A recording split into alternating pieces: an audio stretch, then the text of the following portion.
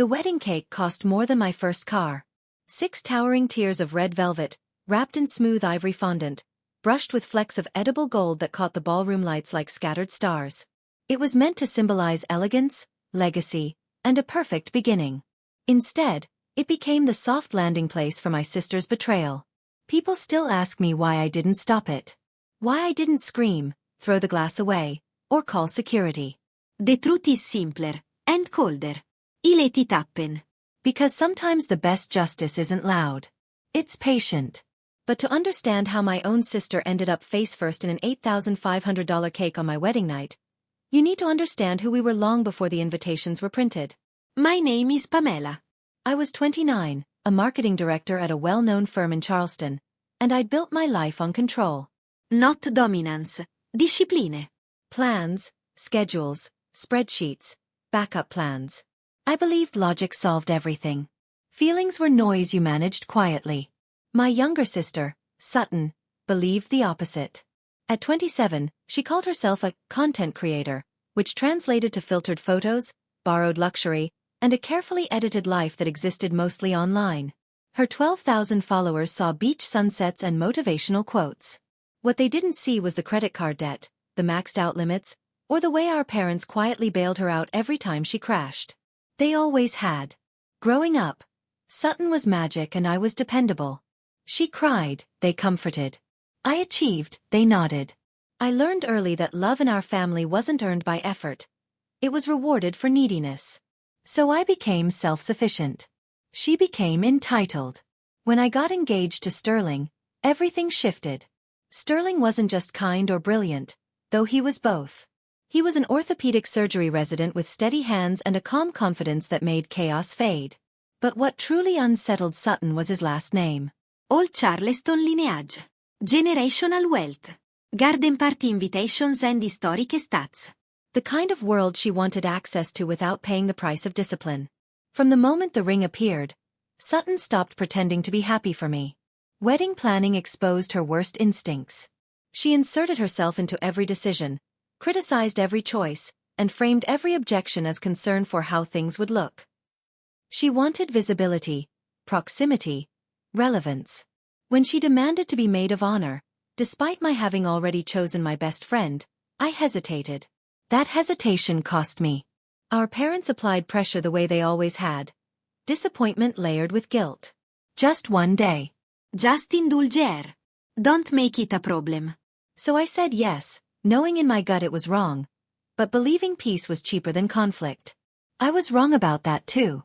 By the time the wedding day arrived, I'd paid for Sutton's dress, ignored her digs, and swallowed my instincts. I thought the worst thing she could do was make it about herself. I didn't know she'd planned something far uglier. Because as I sat at the head table, champagne poured and candles glowing, I had no idea my sister was about to turn my wedding into a stage, and me into the punchline. And I definitely didn't know that one quiet message from across the room was about to change everything. Because 5 minutes later, my phone would vibrate with a warning. And I'd realize my sister wasn't trying to embarrass me. She was trying to destroy me. The ballroom looked exactly the way I'd imagined it during 100 late nights of planning. Crystal chandeliers glowed overhead, casting warm light across ivory linens and polished hardwood floors. White roses spilled from silver vases, their scent soft but constant. Everything was symmetrical, controlled, perfect. I was seated exactly where I wanted to be. Sterling sat to my left, his hand resting lightly over mine, grounding and familiar. To my right sat Sutton, glowing in champagne-colored silk she'd chosen without consulting me. Her hair was sculpted into a flawless updo, not a strand out of place. She looked radiant, confident, alert, almost electric. That should have been my first warning. In front of each of us sat identical crystal champagne flutes. No initials. No markings. Just 3 matching glasses filled with golden bubbles from an expensive vintage Sterling's family had gifted for the toast. The hotel staff had arranged them perfectly. Too perfectly. Dinner had just ended. Plates were cleared with quiet efficiency, and conversation rose into a comfortable hum. Laughter drifted from nearby tables. The band took a short pause between sets. It was one of those rare moments at a wedding where everything slows just enough for you to breathe. Sterling leaned in toward me, smiling. "Did you see my uncle trying to flirt with your great-aunt?" he whispered. "I think he's had too much wine." I turned fully toward him, laughing, my body angled away from the table. That was all it took. Out of the corner of my eye, isa un sottomove. At first, it looked harmless. Helpful even. She reached across the table as if to straighten my place card, which had shifted slightly during dinner. A normal gesture. Sisterly. Innocent. But then her hand hovered over my champagne glass. Her movements were smooth. Too smooth. Practiced. Between her fingers was something so small it was almost invisible. A clear vial. No color. No smell. She tilted it just enough for the liquid to fall. It disappeared instantly into the bubbles. No splash. No residue. Nothing. She pulled her hand back, adjusted the card, and smiled to herself like she'd completed a task on a checklist. My heart didn't race. It stopped. I didn't move. Didn't gasp. Didn't turn my head. Years of professional composure snapped into place, masking the panic trying to claw its way up my spine. My face stayed calm. Neutral. A bride enjoying her reception. Across the room, at the VIP table, Adeline froze. My best friend had been watching the head table the way she always did. Observant, alert, trained. Criminal defense had sharpened her instincts, taught her to see what others missed. And she had seen everything. My phone buzzed against the tablecloth. Once. Short. Sharp. I glanced down casually, as if checking a message from a vendor or the photographer. The screen lit up with 5 words, all in capital letters. Swap glasses. She dragged it. The room tilted. Sound dulled. Light sharpened. Every detail became painfully vivid. The condensation on the flute, the faint clink of cutlery, Sutton's breathing beside me. I looked up slowly and met Adeline's eyes across the room. She gave me a single nod. Not a question. A fact. This wasn't jealousy anymore. This wasn't sibling rivalry or attention-seeking. This was deliberate. Calculated. She wanted me disoriented. Sloppy. Humiliated in front of Sterling's family. And suddenly, I understood something with terrifying clarity. Sutton didn't want to stand beside me. She wanted to replace me. But swapping the glasses wasn't easy, because my sister was watching them like a hawk. And I needed a distraction powerful enough to make her turn away. I sat perfectly still, my pulse thudding so loudly I was sure someone could hear it. The poisoned champagne flute sat inches from my hand, innocent and deadly all at once. Sutton's gaze flicked between the glasses, her posture tight with anticipation. She wasn't subtle anymore. She was waiting. I couldn't move. Not yet. If I reached for the glass too quickly, if I lifted it, if I made even the smallest wrong motion, someone would notice. A server. A guest. Sterling. And Sutton would know. Her confidence came from certainty, from believing she was smarter than everyone else at the table. I needed her eyes off the glasses. Sterling squeezed my hand. "You okay?" he asked quietly, mistaking my tension for nerves. "Perfect," I said, and hated how natural the lie sounded. Then I heard it. The sharp, unmistakable click of heels on hardwood. Not hurried. Not hesitant. Confident. Measured. Expensive. The sound came from behind us, near the private VIP lounge the hotel reserved for immediate family. The door opened, and conversation dipped instinctively. People noticed when Eleanor Ashford entered a room. Sterling's mother moved with the effortless authority of someone who had never questioned her place in any space. Her navy silk gown shimmered subtly under the chandeliers, every bead perfectly placed. Diamond studs caught the light as she walked, her silver hair swept into a flawless chignon. She didn't announce herself. She didn't need to. Sutton stiffened beside me. I felt it, the sudden shift in her body, the way her attention snapped away from the table and locked onto the most powerful woman in the room. My sister had many flaws, but lack of ambition wasn't one of them. Eleanor Ashford represented everything Sutton wanted. Access, influence, validation from old money. Sutton was already halfway out of her chair. "Oh, Mrs. Ashford," she said brightly, stepping into Eleanor's path like a well-trained social climber. "I was just saying how stunning you look tonight. That dress is absolutely perfect on you." Eleanor smiled politely, The kind of smile that acknowledged sound without encouraging it. Sutton kept going. Compliments spilled out, about the gown, about philanthropy, about how exhausting events like this must be. She reached out and lightly touched Eleanor's sleeve, her back completely turned to the table. To the glasses. My heart kicked hard against my ribs. This was it. I didn't lift the flutes. That would have been obvious. Instead, I placed my fingers gently at the base of both glasses and slid them across the silk tablecloth at the same time. One forward, one back. Smooth. Controlled. Silent. The tablecloth was expensive, heavy enough to mute movement. The glasses glided like they were meant to move. I rotated the new glass slightly, turning the faint lipstick mark Sutton had left away from her side of the table. 5 seconds. No more. Behind me, Sutton was still talking, still performing. "You really are such an inspiration," she said, her voice syrupy. "Pamela is so lucky to be joining such a wonderful family." I glanced up. Adeline was watching. When our eyes met, the corner of her mouth lifted just slightly. She raised her wine glass a fraction of an inch in a silent toast. "She wouldn't miss a thing tonight. Not now." Eleanor excused herself with practiced grace and moved on, leaving Sutton flushed with self-satisfaction. My sister turned back toward the table, practically glowing. She sat down, glanced briefly at the glasses, and relaxed. They looked exactly the same. Her overconfidence sealed her fate. She lifted the flute now sitting in front of her, the one she'd prepared for me, and raised it with a triumphant smile. "Come on," she said lightly. "Let's toast." I lifted my clean glass and met her gaze. "To family," I said softly. The crystal kind. And Sutton drank deeply. She thought she was watching my downfall begin. She had no idea she'd just swallowed her own. The moment Sutton set her glass down, I knew I had to disappear in plain sight. Justice, I'd learned, required patience and performance. I let my posture soften, my shoulders slump just enough to look tired. When Sterling asked me a question about the evening schedule, I answered vaguely, my voice quieter than usual. I stopped laughing at jokes. Stared a little too long at nothing. To anyone watching closely, I looked overwhelmed. To Sutton, I looked exactly how she'd hoped I would. Her attention snapped to me instantly. I could feel it, the way she leaned closer, studying my face, waiting for signs of disorientation. She smiled to herself, satisfaction radiating from her like heat. In her mind, the countdown had started. She believed I'd soon slur my words, stumble, maybe even cry. A perfect public unraveling. I gave her nothing obvious.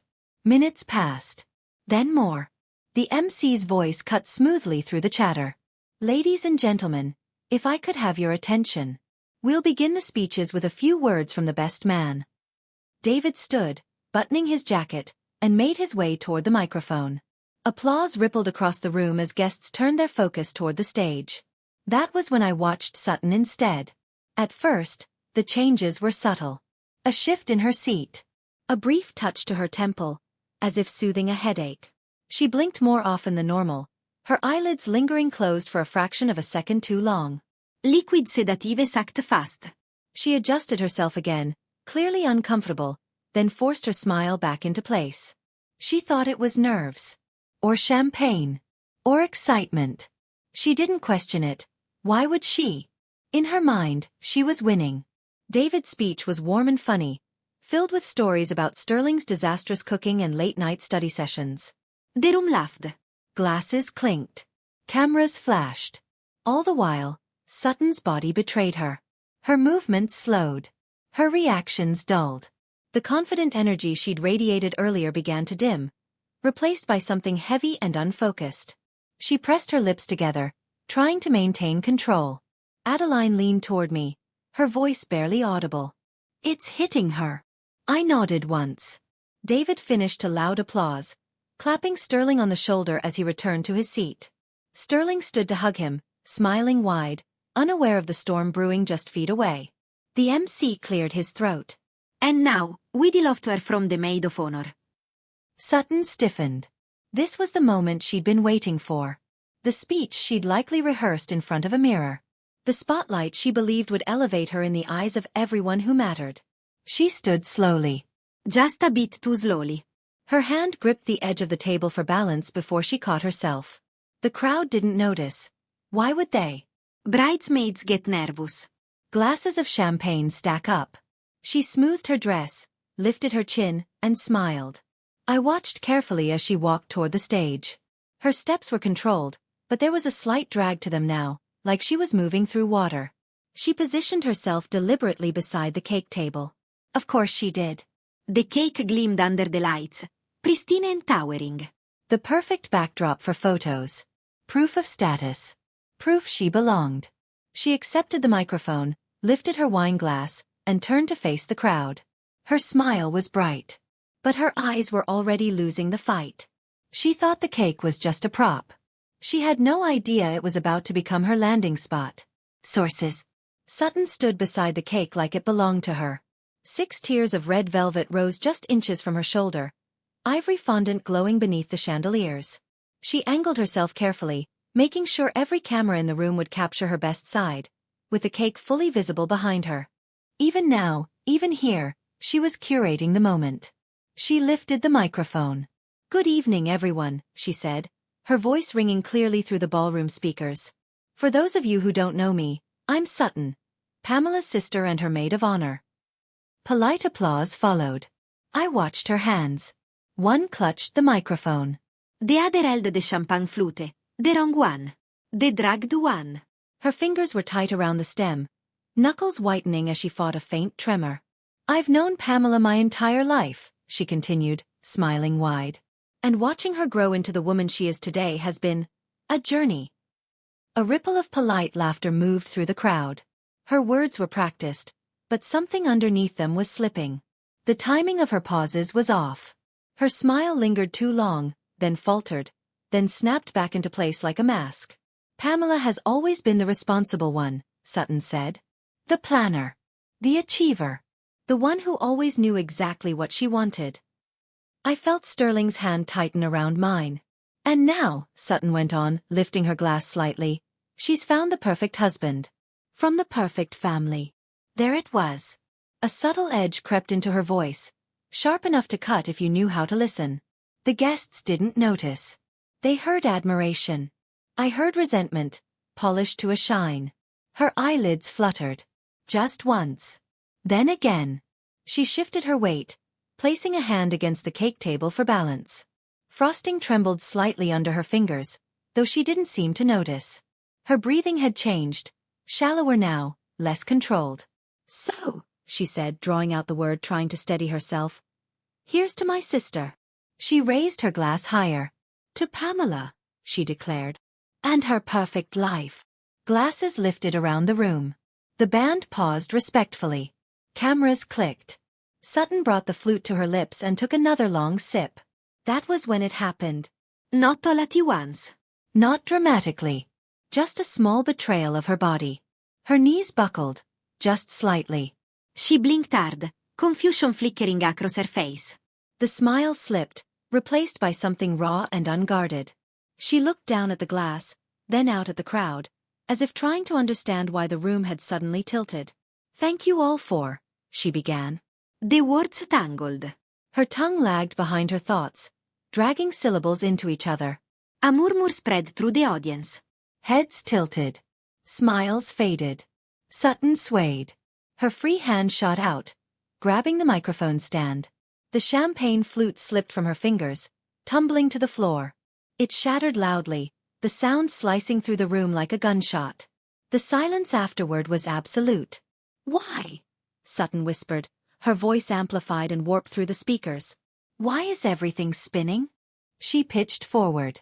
There was no graceful stumble. No attempt to catch herself. Just dead weight moving fast. Her body crashed straight into the cake. The impact was violent and final. Tears collapsed. Ivory fondant split. Red velvet exploded outward, staining white frosting crimson. Sugar flowers disintegrated under her weight as she disappeared into the wreckage. For a heartbeat, no one moved. Then my mother screamed. But the cake wasn't the worst part. The worst part was what my sister said next. Into a live microphone. The ballroom froze. For a fraction of a second, no one understood what they were seeing. just color and motion and sound colliding in the wrong order. Red velvet crumbs littered the stage. White frosting smeared the floor like paint. My sister lay motionless in the ruins of the cake, her dress soaked through, her hair plastered to her face. Then everything happened at once. My mother's scream cut through the silence, sharp and panicked. Chairs scraped backward as guests stood. Someone near the back gasped. Another voice shouted for help. Sterling was already moving. Doctor instincts overrode the shock. He was on the stage in seconds, dropping to his knees beside Sutton, his tuxedo forgotten. "Music off," he commanded. His voice calm but absolute. The band went silent immediately. He rolled Sutton carefully onto her side, clearing frosting from her mouth and nose, checking her airway. His fingers found her pulse, steady but sluggish. He lifted her eyelids, his jaw tightening as he examined her pupils. "This isn't a faint," he said quietly, more to himself than anyone else. Guests leaned forward, whispering now, confusion spreading in ripples. My father pushed through the crowd toward the stage, his face drained of color. Eleanor stood rigid, one hand pressed to her chest, eyes sharp and assessing. Sutton stirred. A low sound escaped her throat. Her eyes fluttered open, unfocused, glassy. She tried to speak, her lips moving without coordination. One hand still clutched the microphone, which Sterling hadn't yet noticed resting dangerously close to her mouth. "No," she mumbled. The word echoed through the speakers. Sterling stilled. "Wrong," Sutton whispered, her voice thick and slow. "Wrong glass." A hush fell over the room. I felt it before I fully processed it. The way the air seemed to collapse inward, the way every guest collectively held their breath. "The drugged glass," Sutton added faintly, confusion and fear bleeding through the words. It came through loud and clear.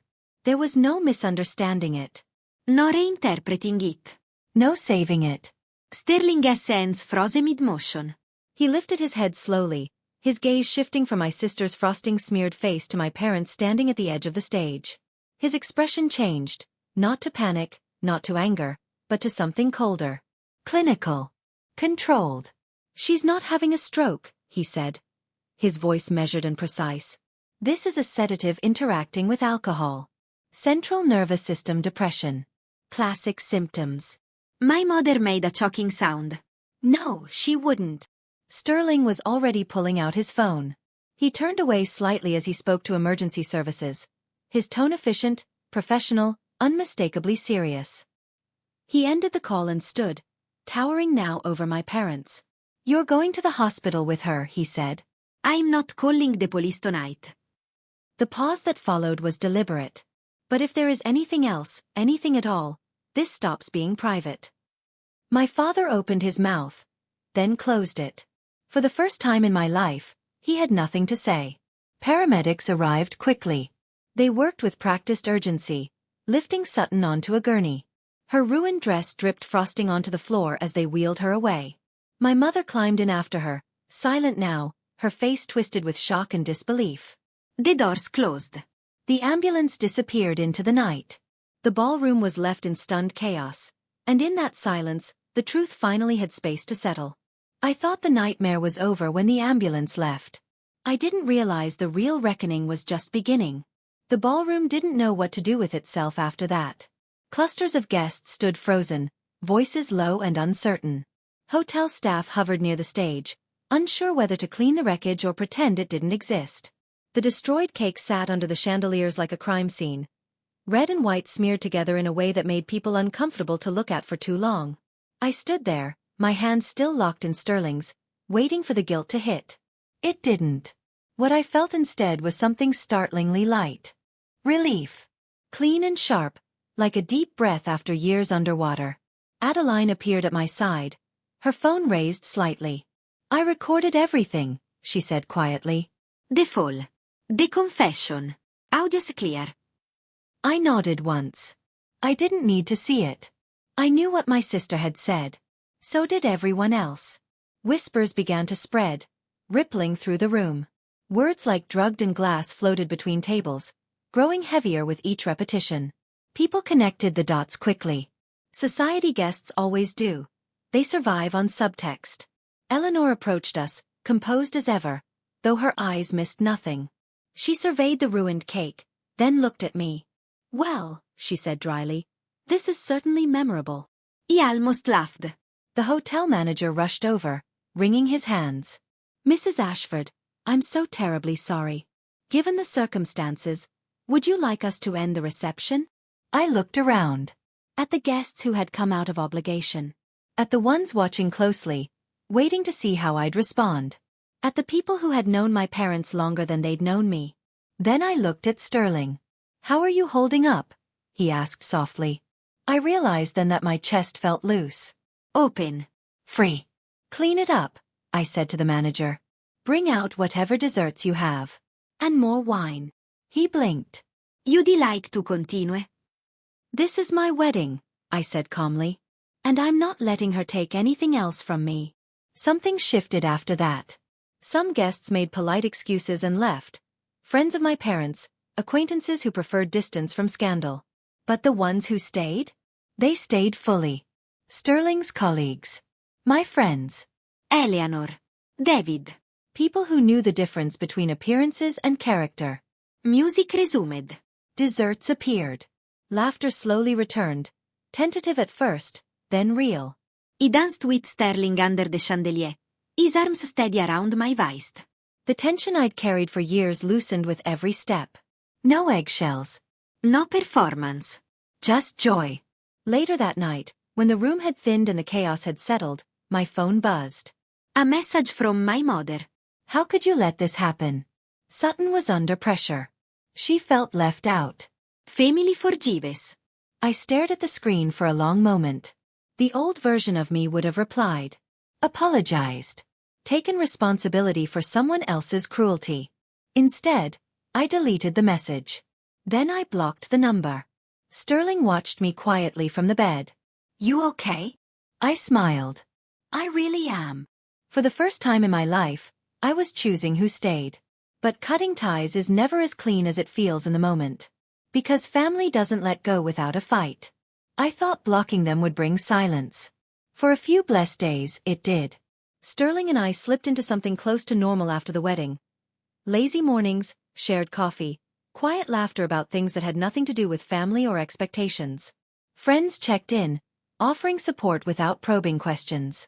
Eleanor sent a handwritten note praising my composure and welcoming me officially into the family. It felt like stepping into sunlight after years in shade. Then the messages started coming another way. Aunt Lydia called first. I let it go to voicemail. "Your mother is devastated," she said. "She doesn't understand why you're being so cold." A cousin I barely spoke to sent a long text about forgiveness and grace. A family friend emailed me a sermon-length message about how blood matters more than mistakes. They all said different words, but the message was the same. Fix this. Be the bigger person. Make it go away. It was familiar pressure, dressed up as concern. Sterling watched me scroll through the messages one evening, my jaw tight. "You don't owe them anything," he said gently. I nodded, but guilt is a stubborn thing. It grows in the spaces logic can't reach. A week later, my mother found a way through. She used a mutual acquaintance to pass along a note. Handwritten, dramatic, unmistakably hers. I didn't open it right away. I set it on the kitchen counter and left it there for hours, like it might explode if touched.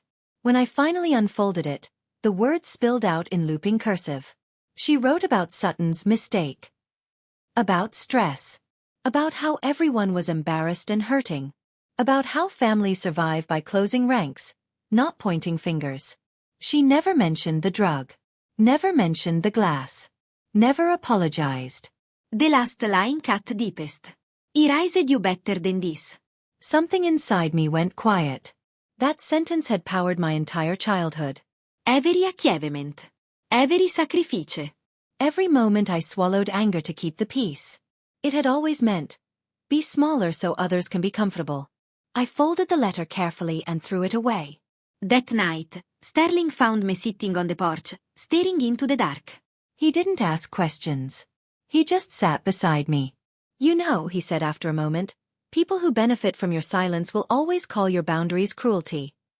I leaned my head against his shoulder. The next morning, I did something I'd never done before. I blocked everyone who had contacted me on my parents' behalf. One by one. No explanations. No announcements. Just quiet, deliberate choices. The world didn't end. Instead, it got calmer. Weeks passed. Sutton remained in the hospital longer than expected. The story circulated quietly through social circles. Altered, softened, reshaped. But the truth stayed intact where it mattered. No one asked me to apologize anymore. They asked questions instead. Had I known? Was I okay? Was Sterling angry? The answers were simple. No. Yes. No. Life moved forward.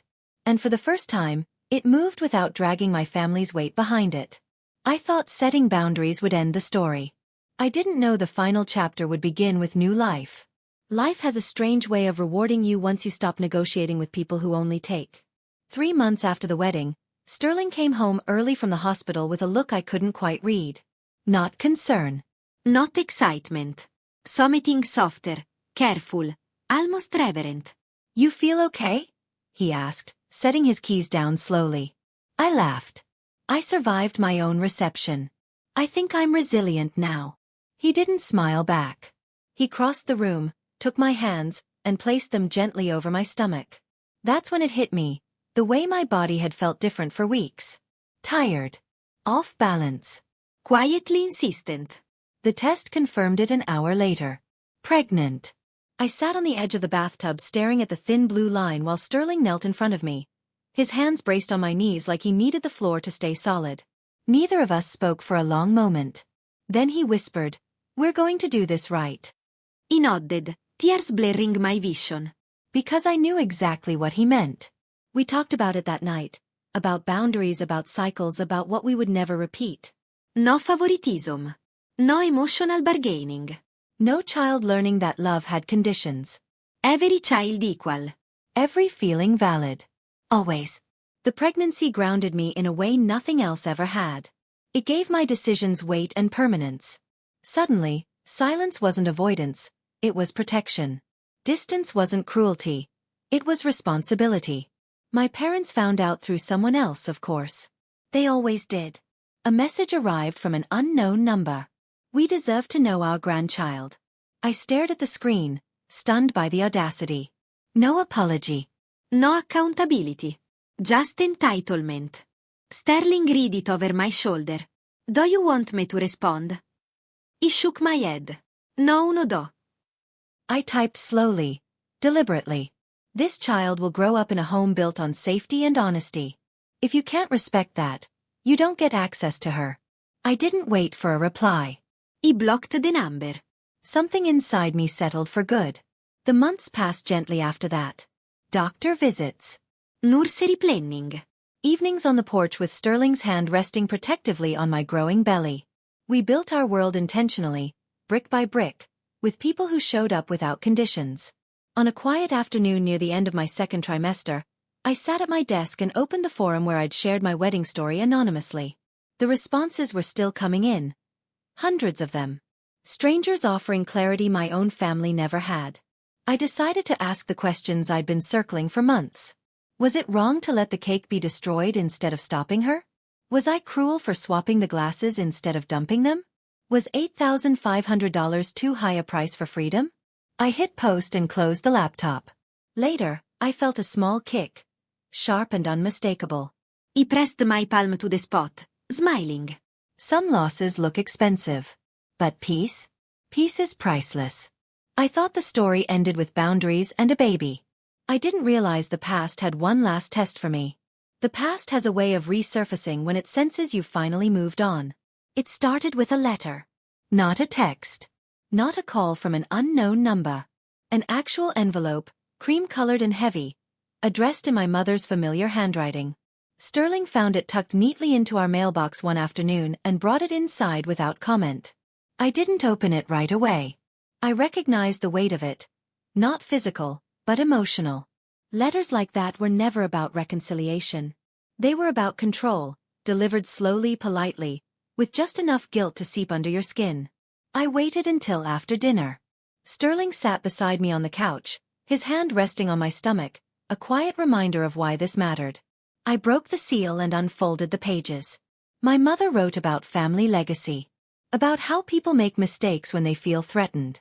About how Sutton was doing better now, and needed support, not judgment. She wrote about embarrassment, how the incident had reflected poorly on everyone. Not once did she say the words drug or glass. Near the end, she shifted tactics. She wrote about my pregnancy. About how a child deserves grandparents. About how holding on to resentment poisons generations. About forgiveness being a gift I owed, not to them, but to myself. The final sentence was neat and deliberate. We are willing to move forward if you are. I laughed. Not loudly. Not bitterly. Just a quiet, incredulous sound that surprised even me. Sterling looked at me, searching my face. They're giving you permission, he said gently. I nodded. Exactly. That night, I didn't cry. I didn't spiral. I didn't draft responses in my head. I did something far simpler. I wrote back. My letter was short. I thanked her for reaching out. I acknowledged that what happened was painful. For everyone. And then I wrote the truth. Plainly and without ornament. I wrote that Sutton had made a deliberate choice to harm me. That silence had protected her. Not me. That my child would not grow up learning that love meant excusing abuse. I didn't accuse. I didn't argue. I stated boundaries. I ended with one sentence. If accountability ever becomes possible, we can talk. Until then, this is where the line stands. I mailed it the next morning. The response came faster than I expected. 2 days later, my father showed up. Unannounced. I was in the living room folding baby clothes when I heard a knock. Firm, insistent, familiar. My stomach tightened, but not with fear. With clarity. Sterling answered the door. I heard my father's voice, already defensive. Already prepared. Sterling stepped outside and closed the door behind him. They talked for 10 minutes. When Sterling came back in, his expression was calm. Settled. He wanted to see you, he said. I told him no. He exhaled slowly. What did he say? That you were being unfair. Sterling paused. And then he left. That was it. No confrontation. No shouting. No dramatic resolution. Just a door that didn't open. That night, as I lay in bed feeling my daughter move inside me, I understood something fully for the first time. Closure isn't something other people give you. It's something you choose. I thought that was the end of it. But peace has a way of revealing just how far you've come. Peace doesn't arrive with fireworks. It shows up quietly, disguised as ordinary moments you once thought you didn't deserve. For me, it came on a Tuesday morning, sunlight spilling across the kitchen floor as Sterling brewed coffee and complained about hospital paperwork. I sat at the table, sorting through baby clothes, tiny socks, impossibly small sleeves, when I realized something startling. My chest wasn't tight. There was no background hum of anxiety. No anticipation of the next call, the next accusation, the next emotional invoice I'd be expected to pay. The silence in my phone wasn't threatening. It was restful. I had never known the difference before. At my next prenatal appointment, the doctor smiled as she adjusted the monitor. Strong heartbeat, she said. She's very active. Sterling squeezed my hand, his eyes bright. She gets that from you. I laughed, but the comment stayed with me. Strength. Activity. Presence. Traits I'd spent years suppressing to make room for someone else's chaos. That afternoon, I ran into someone I didn't expect. One of my mother's old friends, a woman who'd watched us grow up. She hesitated when she saw me, then smiled uncertainly. I heard about everything, she said carefully. I hope your sister is doing better. She is, I replied calmly. And so am I. The simplicity of the answer surprised us both. She nodded, studying me. You seem lighter. I was. The guilt trips didn't land anymore because they had nothing to attach to. There was no argument left to win. No role left to play. I wasn't the fixer, the buffer, the responsible one absorbing impact. I was just myself. That evening, Adeline came over with takeout and a grin. The forum post? She asked. It blew up. I'd almost forgotten about it. She handed me her phone, scrolling through responses. Thousands of comments from strangers who saw the situation clearly, without emotional fog. They called Sutton's actions what they were. They called my boundaries reasonable, necessary, healthy. One comment stuck with me. You didn't lose a cake. You bought clarity. I handed the phone back, swallowing past a lump in my throat. Sterling raised an eyebrow. Worth $8,000. I smiled. Every penny. As my due date crept closer, I felt a strange gratitude for the disaster that had forced everything into the open. Without it, I might still be negotiating, apologizing, shrinking. I might have brought my daughter into a world where love was conditional and silence was survival. Instead, she would be born into honesty. On a quiet night, I stood in the nursery we'd painted together, my hand resting on my stomach, and whispered promises into the dim light. About safety. About fairness. About never asking her to earn affection by disappearing. The past hadn't vanished. But it no longer had authority. I thought healing meant forgetting what happened. I didn't realize it meant remembering, and choosing differently. Healing didn't erase the memories. It changed how much power they had. I used to replay moments from my childhood like evidence in a trial, searching for the exact point where things went wrong. The birthdays where Sutton cried and everyone rushed to her side. The report cards where my achievements were acknowledged with a distracted nod. The constant, unspoken rule that I would be fine because I always was. But pregnancy has a way of rearranging your perspective. As my body changed, so did my relationship with the past.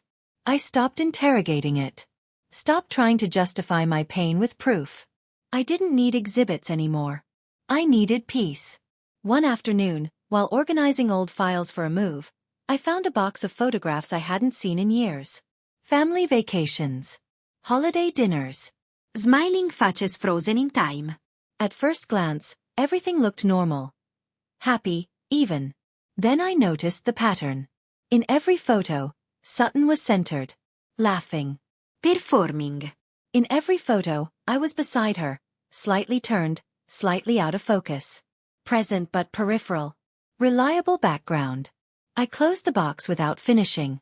Sterling found me later, sitting on the floor of the closet, one hand braced on my belly. Too much, he asked gently. I nodded. I think I finally understand something. What's that?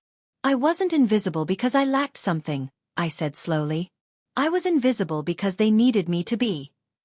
He didn't argue. He didn't minimize. He just listened. That was the difference. A week later, my mother tried one last indirect approach, sending a gift through a mutual acquaintance. A baby blanket, hand-knit, with a note that said only, "For when you're ready." I stared at it for a long time. Then I donated it. Not out of anger. Out of clarity. Accepting it would have reopened a door I'd closed with intention. Boundaries don't exist only in words. They exist in actions. As my due date approached, the world narrowed in the best way. Appointments. Nesting. Quiet evenings. I felt my daughter shift and roll, responsive to my voice, to Sterling's laughter. She already lived in a different emotional climate than the one I'd grown up in. That mattered.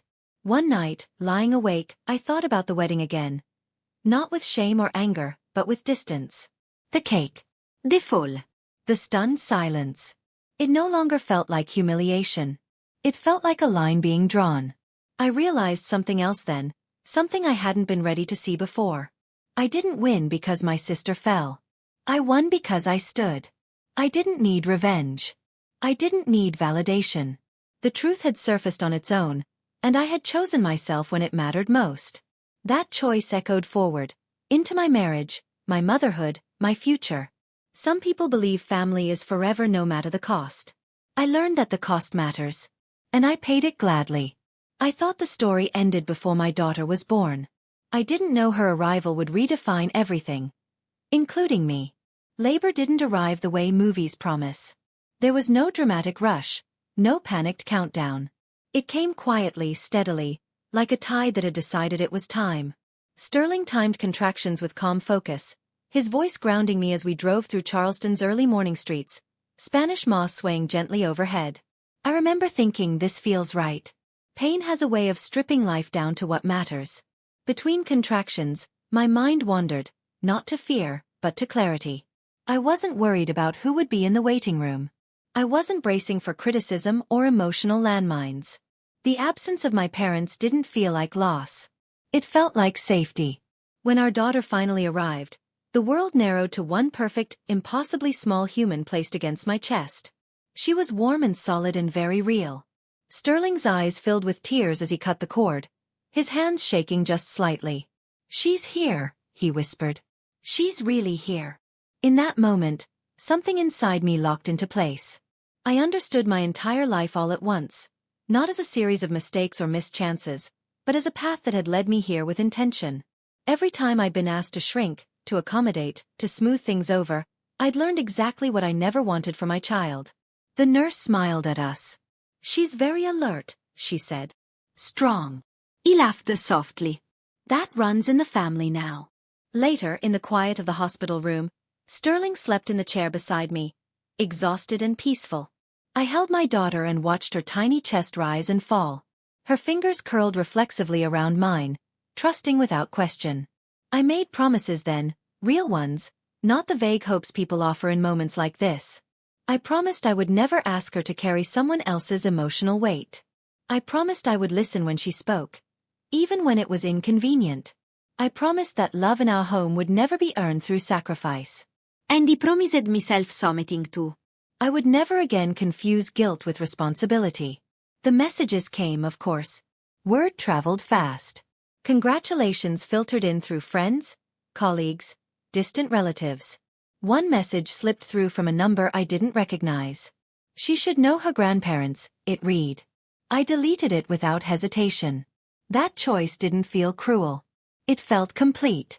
Sterling woke and leaned over the bed, kissing my forehead, then our daughter's. "You okay?" he asked quietly. I smiled, stronger than I'd ever felt. "I'm exactly where I'm supposed to be." As the sun rose over the city outside the hospital window, I realized something profound. Frido sang loud. It's steady. It's calm. It's waking up without bracing for impact. And I had finally built a life where my daughter would never have to recover from her childhood. I thought becoming a mother would change how I saw my parents. Instead, it changed how I saw myself. Motherhood didn't soften me the way people said it would. It sharpened me. In the weeks after bringing our daughter home, life settled into a quiet rhythm. Midnight feedings, early morning light spilling across the nursery walls, Sterling humming softly as he rocked her back to sleep. Exhaustion was constant, but it was honest.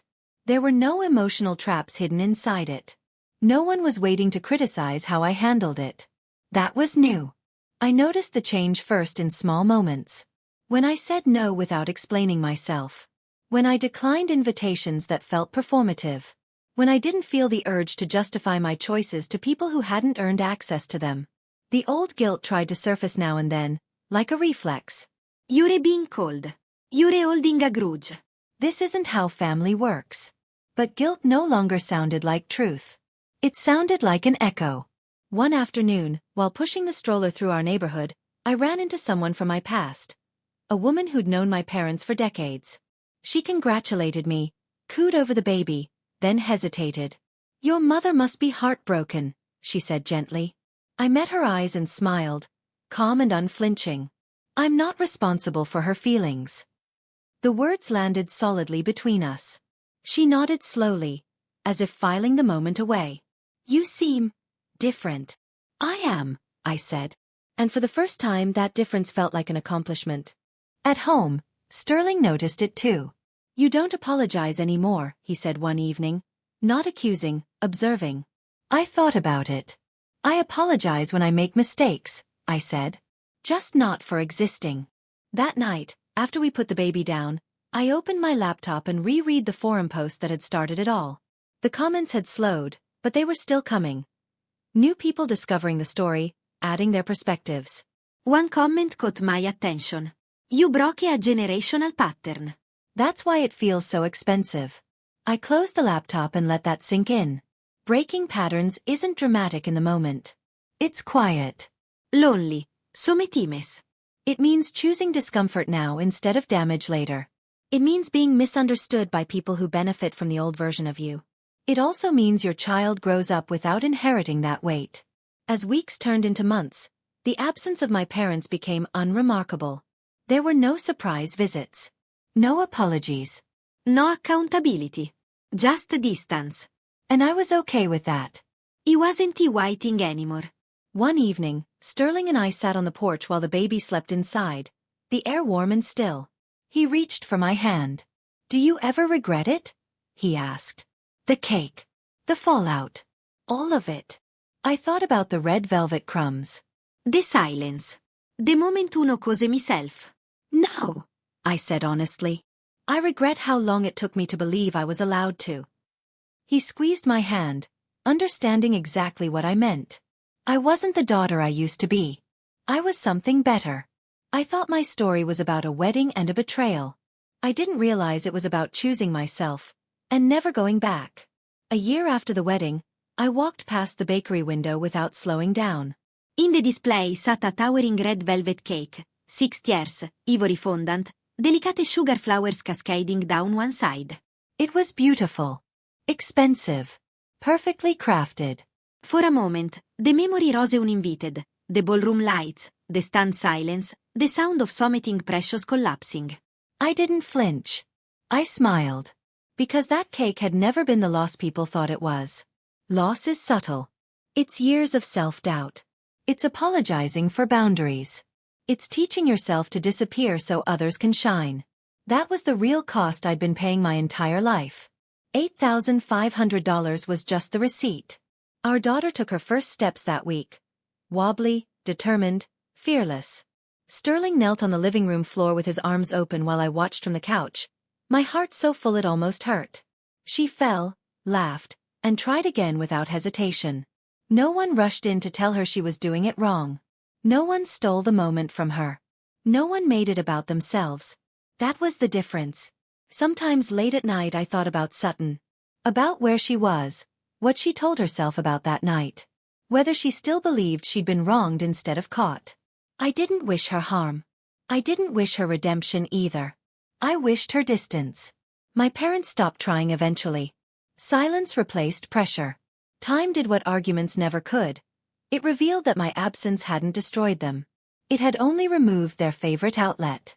And that truth settled something deep inside me. I hadn't been essential because I was loved. I'd been essential because I was useful. Sterling and I never recreated the wedding photos. Never tried to replace what was ruined. Our favorite picture from that night isn't polished or staged. It's a candid shot someone captured later, the two of us laughing on the dance floor, shoes off, cake gone, tension lifted. That was the real beginning.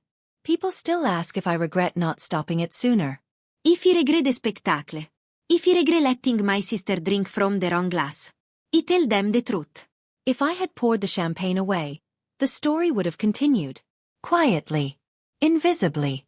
I would have been expected to forgive, to forget, to make it easier for everyone else. Instead, the truth came out in front of 300 witnesses. And it never went back in. Freedom doesn't always come gently. Sometimes it arrives loudly, messily, at the cost of something you were told to protect at all costs. But here's what I know now. A wedding cake can be replaced. Your peace cannot. If I had the choice again, knowing everything I know now, I would still swap the glasses. I would still sit calmly and wait. I would still let the cake fall. Because what shattered that night wasn't my wedding. It was the cage. And walking away from it was the best investment I've ever made.